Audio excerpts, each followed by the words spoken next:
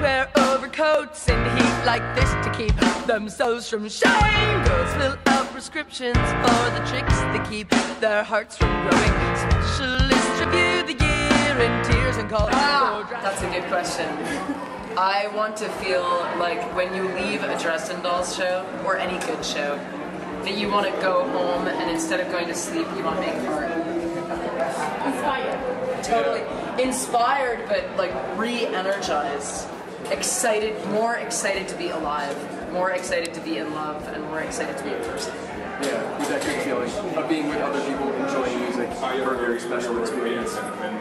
Yeah, feeling fundamentally less alone is a big one. Feeling like you've experienced something with a bunch of human beings and you're not alone and your emotions are not, you know, unique to you.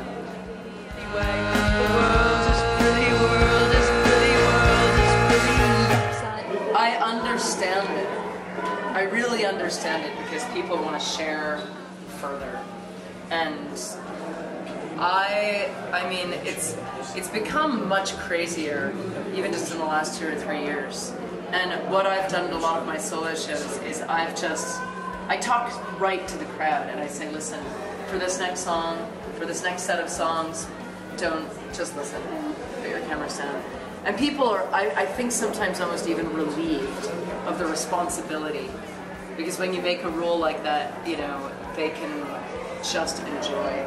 But I also, especially since we're a very internet-based band, it's necessary for people to share pictures and share footage. And so many people have found out about this band from YouTube clips posted by fans, not from the television, not from the mass media, not from pictures in Rolling Stone, like from pictures from other people.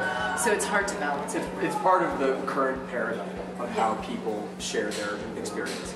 It's not what we're used to, and certainly not necessarily what we had necessarily in mind to emulate coming up, because it was very much about being in the moment, very much about just enjoying what was happening and not having to worry of fiddling with a gadget.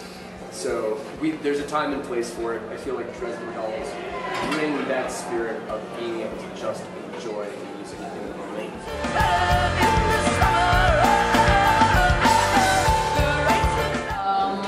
I just got to see Jeff Mangum from Neutral Milk Hotel, and I felt that during the whole night, especially because the community there was so together. It felt like a big, beautiful family of people committed to the idea of love. I mean, as cheesy as that sounds, it was a room and an idea filled with love and passionate expression.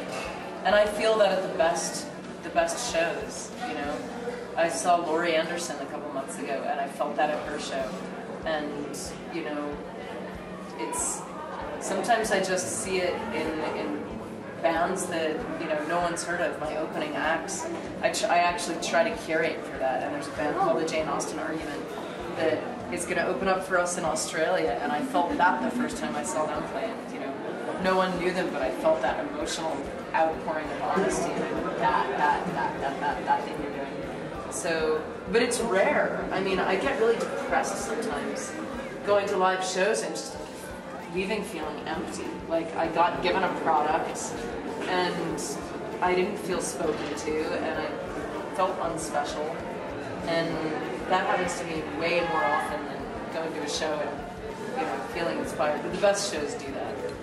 You know, real entertainers give you that. This is Brian Biglione. And Amanda Palmer. And we are the Dresden Dolls, and you are watching a video for people who read Marvin. And we send you greetings of love, joy, and muppets. To translate into the spoken, written word. Absolutely.